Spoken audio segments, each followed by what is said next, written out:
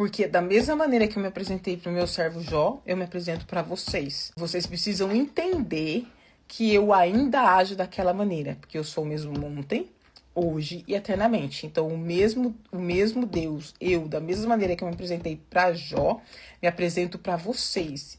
Então, vocês precisam estar ligados, entender que para mim não tem impedimento, não tem barreira. E esse livro vem mostrar que todo impedimento, toda barreira está na sua mente. Porque se você não acreditar na palavra que sai daquele que pode cumprir, você não acredita mais nada na tua vida. A gente pode não acreditar em nós mesmos, porque eu posso prometer algo pra você e não cumprir. Talvez com todo o meu coração eu prometa, mas assim, as condições humanas não me deixam cumprir. Quantas vezes pessoas prometeram algo pra você e não cumpriram? Umas porque não quiseram, outras porque não conseguiram. Então, nós não podemos, eu não posso prometer nem pra mim mesma. Prometer, olha, eu vou fazer isso, fazer aquilo, fazer... Assim, pra prometer, primeiro que eu não tenho controle da minha vida.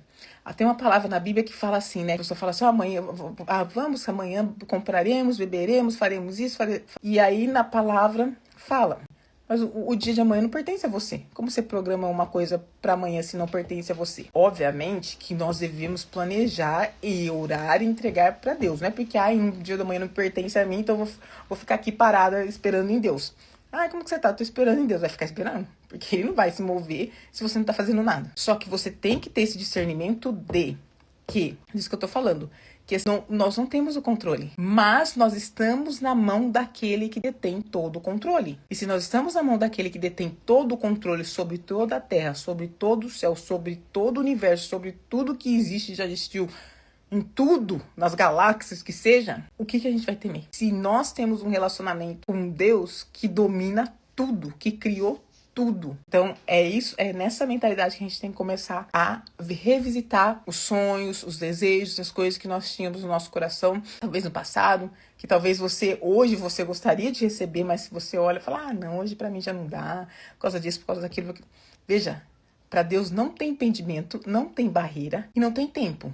Ele é dono do universo e ele é dono do tempo. Ele que define como as coisas vão ser aqui nessa terra. Ele definiu quando começou e definiu já quando vai acabar essa humanidade, essa terra onde a gente está. Ele já definiu quando a gente vai chegar na eternidade. Ele já definiu tudo isso. O tempo está no controle dele. E se ele quiser adiantar, atrasar, ele pode fazer do jeito que ele quiser. Porque ele comanda, ele está no controle. E nós somos meros coadjuvantes, mas nós podemos ser participantes dessa obra se nós ouvirmos a voz de Deus, nós cremos na voz de Deus e nós obedecemos aquilo que Ele nos direciona, porque Deus nos dá estratégia, direção, Deus mostra para onde ir, para onde não ir, Deus fala o que Ele vai fazer, muitas vezes não fala como, mas Ele fala, na verdade Ele nunca fala como, nunca não posso dizer, porque Deus pode falar para alguma pessoa, Ele pode resolver falar, mas, assim, eu não posso colocar Deus numa caixa e falar, Ele nunca, imagina, quem sou eu? Mas, muita gente faz isso, né? Coloca, Deus só pode vir até aqui. Se é daqui já não é de Deus. Paciência. Mas, nós temos que ter isso, assim, gravado no nosso coração. Por isso que Deus falou para Josué, assim, para que ele meditasse na palavra de dia e de noite. E tem palavras que falam que nós temos que gravar a palavra de Deus no nosso coração. Com a Bíblia na mão, ou se a Bíblia, a gente tem que lembrar que é aquilo que está escrito. E se está escrito, está escrito. Quando Satanás foi tentar Jesus, ele tentava Jesus e Jesus falava, está escrito.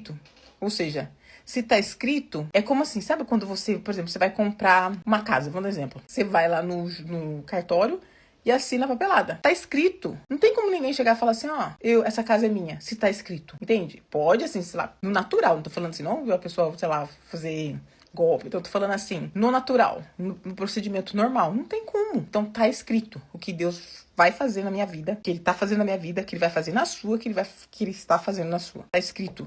Só que é uma história que nós precisamos deixar Deus escrever. Porque se Ele escreve a minha e a sua história, no final ela dá tudo certo. Ela pode no começo parecer ruim, porque vem sofrimento, vem provação. Mas a história que Deus escreve, você pode ver na Bíblia as histórias que Deus escreveu. No começo, no meio, sempre aquela dificuldade, mas que no final Ele honra e Ele honra eternamente. Ele honra até o final da vida da pessoa. E aí você pode ver que nas histórias que Deus escreveu, quando a pessoa deixa Deus escrever e ela vai seguindo o roteiro da história como se fosse um roteirista, como se fosse, não, ele é o roteirista da nossa história.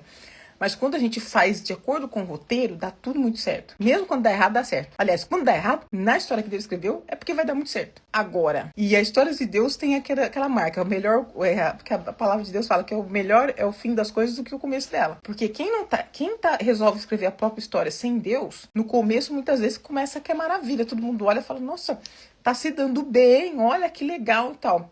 Só que quando você olha no final, porque assim, você vai definir uma história de uma pessoa, não é com o momento que você está vendo agora. É quando você vê todo o histórico da vida dela. E isso você só vai conseguir saber depois que ela morrer. Porque quantas biografias que tem de gente famosa? Que tem umas que escrevem quando a pessoa tá viva, até onde ela está. Mas a maioria das biografias é quando a vida da pessoa toda até o dia que ela morre. E é no dia da morte que você define se aquela pessoa foi bem sucedida ou não. E é assim com Deus conosco, certo? No Jó 38, tá escrito assim. Vou pausadamente lendo com você e a gente vai meditando, tá? Medite na palavra de Deus, depois pega e lê. Tudo que eu estou lendo aqui, que você tá ouvindo, depois você volta na palavra e lê. Ora a Deus, fala comigo nessa palavra.